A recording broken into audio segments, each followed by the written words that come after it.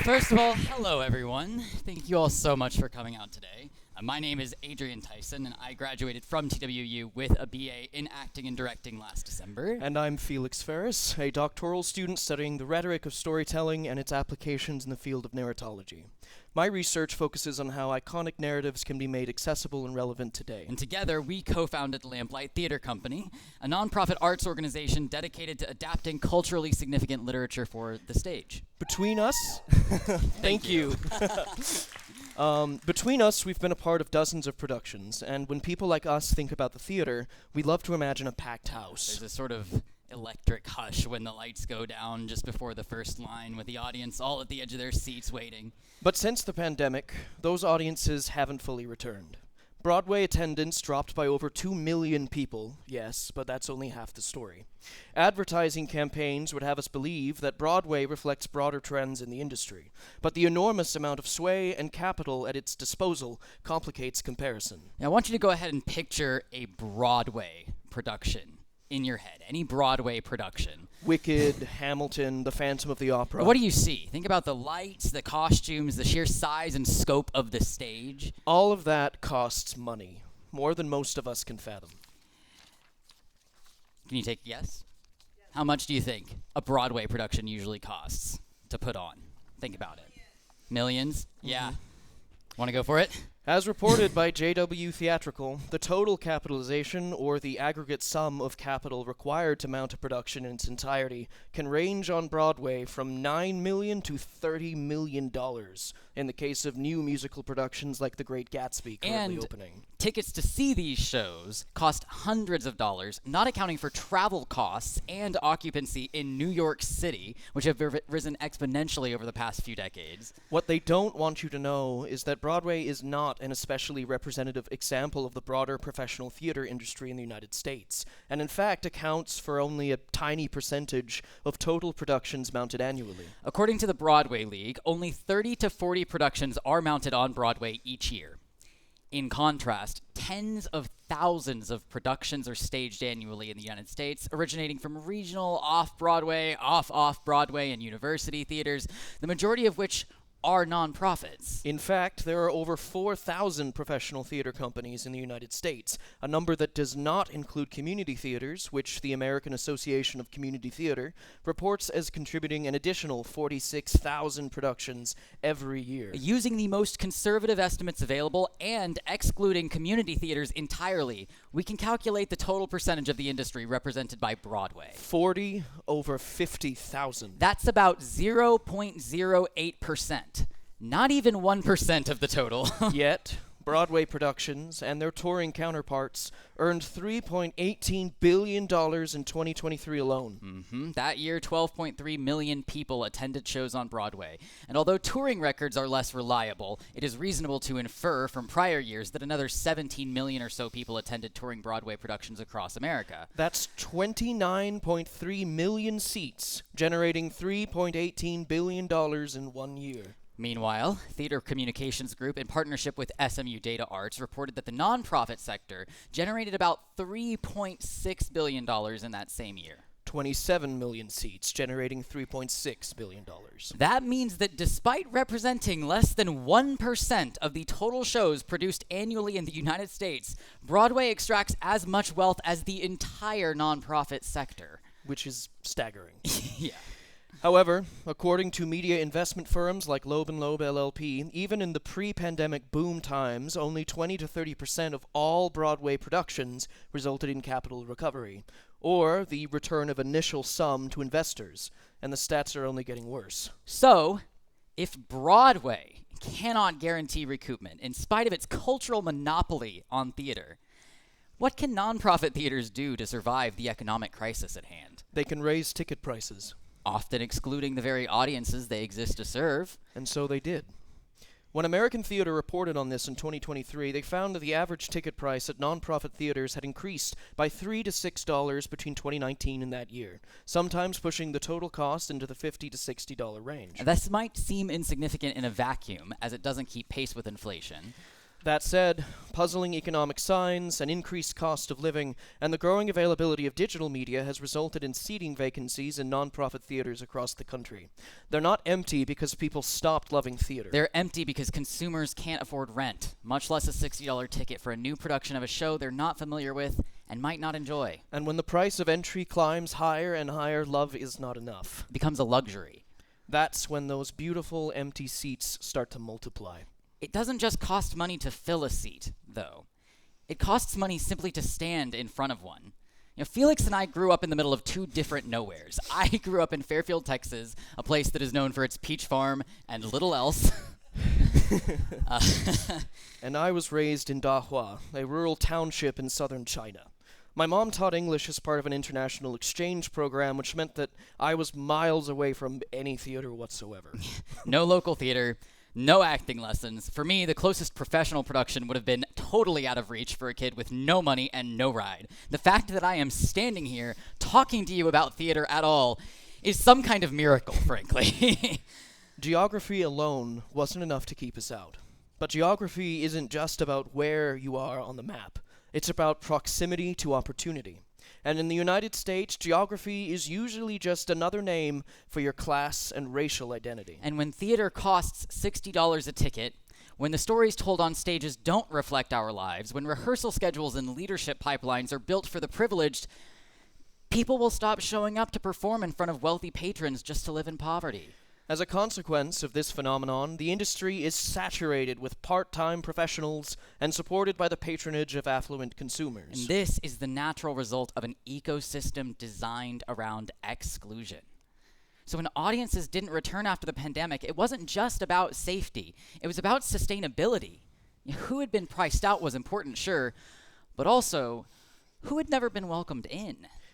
So, when we founded our own local nonprofit performing arts organization in 2024, Lamplight Theater Company, we knew that we weren't facing a crisis of interest. We were and are facing a crisis of access. The reality is that these seats weren't always full to begin with. The pandemic did not create inaccessibility. It exposed it. Sometimes an empty seat is actually just a closed door. And this lack of economic and cultural accessibility raised a number of important questions about our work. And when we started asking these questions to ourselves, they crystallized into three that guide almost everything we do. First, how can we make theater economically accessible to audiences? Second, how can we create roles that welcome a wider range of performers? And third, how can we help remove some of the barriers that prevent people from participating in the first place? And there are so many ways to answer these questions, and that's a good thing because we're not the only ones asking them. Something is shifting. In the wake of the pandemic and its broader cultural reckoning, companies have started rethinking who theater is for. They're not just trying to get audiences back, they're trying to invite different audiences in. And in some ways, that shift is the reason that we're able to stand here in front of you at all. Across the country, artists and institutions are grappling with a lot of the same issues that we are. Budgets are shrinking as audiences and practitioners are evolving. And the old models, built on prestige, exclusivity, and tradition, aren't working anymore. What we're seeing instead is a broad collective effort to do better. For example, at the Oregon Shakespeare Festival, they offer pay-what-you-will performances for many of their productions, removing the ticket price as a barrier and trusting the audience to just give what they can. And Deaf West Theater has radically reimagined classical musicals using a combination spoken English and American Sign Language. What ties it all together is access. Because access isn't just about getting through the door. It's about what happens once you are inside. Whose voice is heard? Who shapes the space? Who gets to stay and collaborate in the experience? And yes, it's easy to talk about access in the abstract. But when we set out to start Lamplight Theater Company, it stopped being theoretical. It became practical. This is because we knew that if we were going to succeed, not just survive, but really matter, we had to ask the hard questions. We saw the gap firsthand right here in Denton, Texas. Through participating in collegiate productions at Texas Women's University, we met dozens of aspiring professionals, many of whom were first-generation college students like ourselves, who had the passion and the talent but not the resources for experiential performance training. And not just in the theater department either. Through my work with the English department, I met students and professors who weren't in the theater program, but who still loved stories. Many had never heard their favorite texts spoken out loud. They certainly didn't see those stories as something they could embody. So we asked, what if they could? We knew that we could adapt and remediate these classical narratives with fresher voices. And perhaps more importantly, we could do it affordably. And this isn't a new idea. For centuries, theater companies have turned to the public domain to rectify the problem of exorbitant licensing fees, sourcing classical texts to reduce overhead expenses. For nonprofits, which are always strapped for capital and seeking to build a dedicated volunteer base, these public domain texts are a gift. There are no royalties, nor are there any licensing fees at all, but they still garner enthusiasm. In fact, many of the nonprofit sector's most successful companies rely on adapting these texts, and that's not a bad thing. This constant reimagining is part of what makes live theater such a compelling and collaborative art form. And when you pair that with underutilized talent, students who are hungry to perform, to design, to direct, you realize that classical adaptations can be something more than passion projects. It's a sustainable model to practice theater through. So we built our nonprofit around that idea. Lamplight Theater Company kept costs low by starting with staged readings instead of fully mounted productions, prioritizing economic accessibility for our audience from the very beginning. We partnered with a local music venue, Harvest House, who generally allowed us to use their space without charging admission. No cover charge, no closed doors. In fact, people can just wander in and out. Sometimes they stumble into our shows purely by accident. And that decision made all the difference. It brought in people who might not have otherwise imagined themselves listening to Dickens or Shakespeare, let alone enjoying it. We've also had the opportunity to give diverse young actors a crack at performing these classical texts without commuting for hours or giving up their day jobs. Because access should not come at the cost of survival.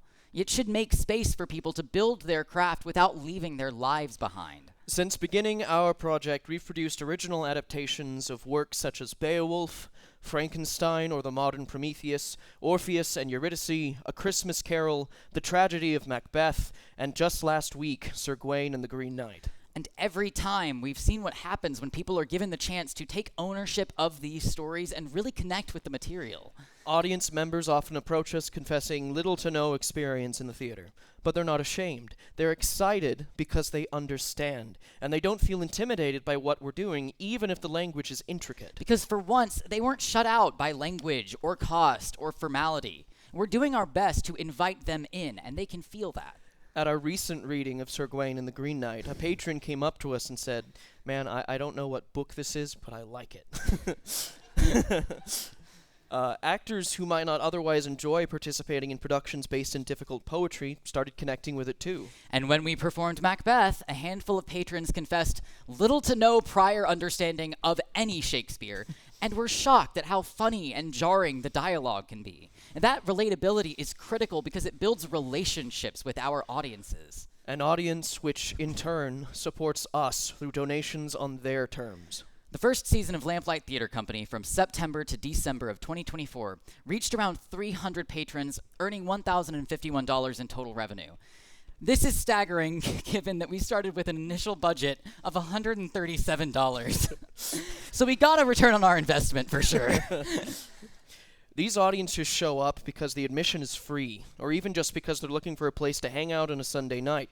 But they stay because something in the work reflects them, includes them, and respects them for who they actually are. When you make theater for people, people come. When you don't, they don't. And some of these beautiful empty seats don't just represent the loss of a single patron. They represent a failure to meet people where they are. But this failure gives us important information. An empty seat can tell us where to look, where to rebuild, and how to ask better questions. We started this talk with 3 of those questions. How can we make theater economically accessible? How can we create flexible, inclusive roles? How can we remove the barriers that keep people out, on stage, backstage, and in the audience? And the truth is, we still don't have perfect answers. But like many others, we've started asking for ourselves, for our peers, and for our communities. Because we're not just here to fill seats. We're here to open doors. Thank you. Thank you. All right.